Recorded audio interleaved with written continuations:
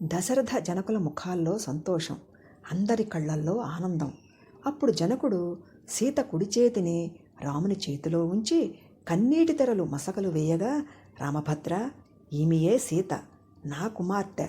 ఈమె హస్తాన్ని గ్రహించు, నీకు మేలు కలుగుతుంది. ఈమె ధర్మపత్నిగా నీవు ఆచరించు సకల ధర్మకార్యములయందు నీడలా నిన్ను అనుసరిస్తుంది అని సీతను రామునకు అప్పగించి జాలువారబోతున్న కన్నీటిని ఉత్తరీయంతో ఒత్తుకున్నాడు. సీతారాములు దశరథునకు, జనకునకు, వశిష్ఠ విశ్వామిత్రులకు నమస్కరించారు. ఇదే విధంగా భరతునకు మాండవితోనూ, లక్ష్మణునకు ఊర్మిళతోనూ, శత్రుఘ్నకు శృతకీర్తితోనూ వివాహాలు జరిగాయి. అప్పుడు విశ్వామిత్రుడు, దశరథ, రాముని రక్షణలో నా యాగం జయప్రదంగా జరిగింది. బ్రహ్మచారిగా తీసుకుని వెళ్ళిన నీ కుమారులను గృహస్థులుగా నీకు అప్పగిస్తున్నాను. నేటితో నా బాధ్యత తీరింది. సీతారాముల కళ్యాణంతో నా ఆగమన కార్యం సిద్ధించింది. స్వస్తి అని పలికి హిమాలయాలకు బయలుదేరాడు. అనంతరం జనకుడు తన కుమార్తెలకు స్వర్ణాభరణాలు, చీరాసారులు ఘనంగా ఇచ్చి వారిని కాపురానికి పంపించడానికి సంసిద్ధుడయ్యాడు. దశరథుడు తన కుమారులను, కోడళ్లను 4 రథాలలో ఎక్కించి తను వశిష్ఠ పురోహితులతో కలిసి మరికొన్ని రథాలలో అయోధ్యకు బయలుదేరాడు. అడవి మార్గంలో రథాలు వస్తున్నాయి.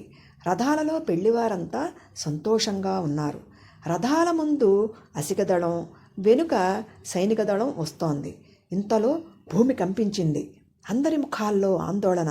సూర్యుడు కారుమేఘావృతుడై కాంతిహీనుడయ్యాడు. పరిసరాలన్నీ ధూళి ధూమావృతం ఆవరించింది.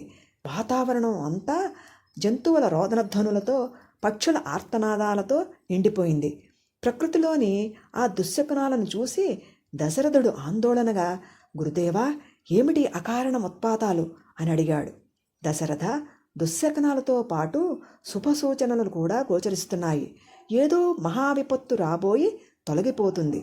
ధైర్యం వహించు అని వశిష్ఠుడు పలుకుతూ ఉండంగా, మహానగ శిఖరోత్తుంగ భస్మపూరిత గౌరవవర్ణ దేహంతో, బద్ధ జటాజూట మండిత శిరస్సుతో, ప్రళయాగ్ని జ్వాలా సదృశ రక్తరోచనాలతో, ఒక చేత ఖండ పరశువును, మరొక చేత వైష్ణవధనుస్సును ధరించి త్రిపురాసుర సంహార దీక్షతో ఉన్న త్రినేత్రునిలా పరశురాముడు వారి ముందు వచ్చి నిలబడ్డాడు.